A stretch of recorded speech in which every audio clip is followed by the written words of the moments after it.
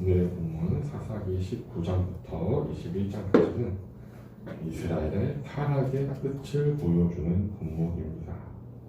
바로 베냐민 지파와 나머지 이스라엘 지파들 간의 전쟁이 어떻게 시작되는지를 보여줍니다.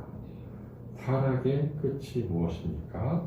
바로 내전입니다. 사사기의 시작은 이스라엘의 지파들이 힘을 합쳐서 가나안 이방 민족과 싸웠습니다.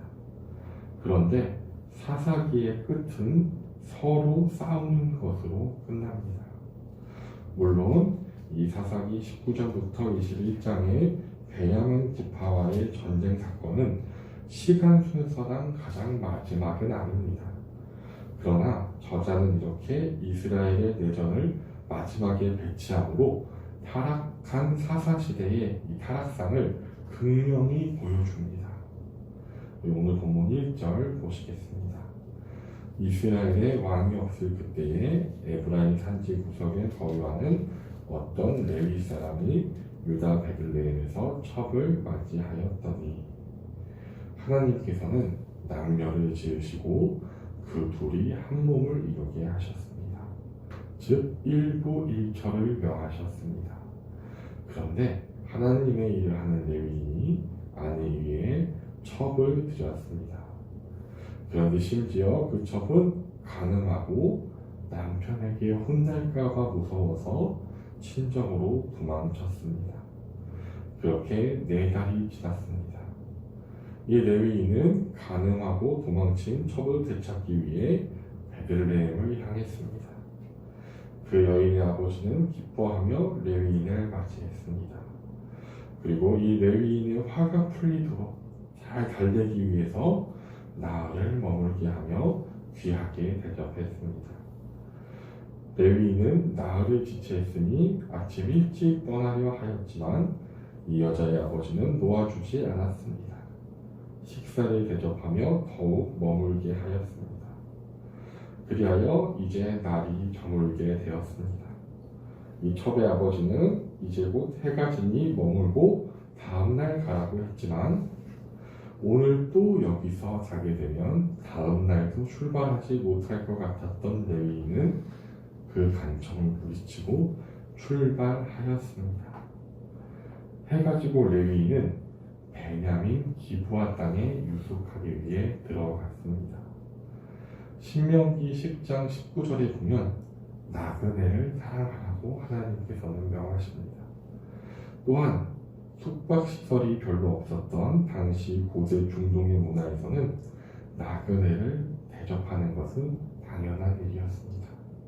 한밤중에 무척 추워지는 이 사막에 사람을 노숙하게 하지 않기 위해서입니다. 그런데 이 이스라엘 베냐민 성에서 그 누구도 레위인을 영접하지 않았습니다. 이 레위인이 머물 곳을 찾고 있을 때 오히려 에브라임 산지 출신의 한 노인이 이 사람을 영접하였습니다. 22절입니다. 그들이 마음을 즐겁게 할 때에 그 성읍의 불량배들이 그 집을 에워싸고 문을 두드리며 집 주인 노인에게 말하여 이르되 내 집에 들어오는 사람을 끌어내라 우리가 그와 관계하리라 하니 이들의 행동은 마치 소돔과 고모라 같습니다. 그런데 이 불량배들은 소돔과 고모라의 사람이 아니라 바로 이스라엘 베냐민 지파 사람들입니다. 이스라엘이 가나안 땅을 차지하고 소돔과 고모라처럼 타락하기까지 얼마나 시간이 걸렸습니까? 사사시대 400년입니까? 아닙니다. 이 베냐민 지파의 사건은 시간의 순서가 아니라고 말씀드렸습니다. 그렇다면 이 전쟁은 언제 있었던 것입니까?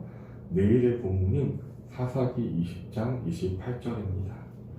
아론의 손자인 엘르아살의 아들 비느하스가 그 앞에 모시고 섰더라. 이스라엘 자손이 여쭈기를 우리가 다시 나아가 내 형제 베냐민 자손과 싸우리까 말리까 하니 지금 가나안 땅을 점령하고 아직 한 세대가 지나지 않았습니다. 광야에서 하나님의 분노로 우상 숭배하고 음행하던 자와 그 여인을 동시에 창으로 찔렀던 아론의 손자 비느하스가 아직 대제사장으로 있습니다. 그렇다면 가나안 땅 정복 후에 수십 년이 채 지나기도 전에 이러한 일이 벌어진 것입니다. 이스라엘은 약속의 땅을 차지하고 몇십 년 만에, 한 20-30년 만에 소돔과 고모라처럼 타락해 버리고 말았습니다. 집 주인은 마치 롯처럼 자신의 처녀딸과 레위인의 첩을 내놓을 테니 손님만은 건들지 말라고 청합니다. 그러다 레위인은 자신의 첩을 억지로 끌어내어 불량배들에게 넘겨주고 문을 닫아버렸습니다. 그리고 그 첩은 밤새도록 능욕당하다가 죽고 말았습니다. 레위인은 그 첩의 시체를 자기 집으로 가지고 가서 12조각으로 잘라 각 지파에게 보내어 베냐민의 불량배들을 고발하였습니다. 이 일로 이스라엘은 모여 베냐민 기브아의 불량배들을 내놓으라 했으나 그들은 그런 불량자들을 내놓지 않고 오히려 온 이스라엘과의 전쟁을 선택합니다. 하나님께서는 이스라엘의 출애굽을 허락하시고 광야에서 40년간 훈련을 시키시며 요단강을 마르게 하시고 큰 은혜와 많은 이적으로 가나안 땅을 점령하게 하셨습니다. 그런데 이스라엘은 아직 비느하스가 살아있을 때 이 약속의 땅을 차지하고 수십 년이 지나기도 전에 마치 소돔과 고모라처럼 타락해 버렸습니다. 그리고 그 타락의 끝은 내전이었습니다. 적과 싸우던 그 싸움은 이제 서로에게 향하여 서로 싸우게 되었습니다.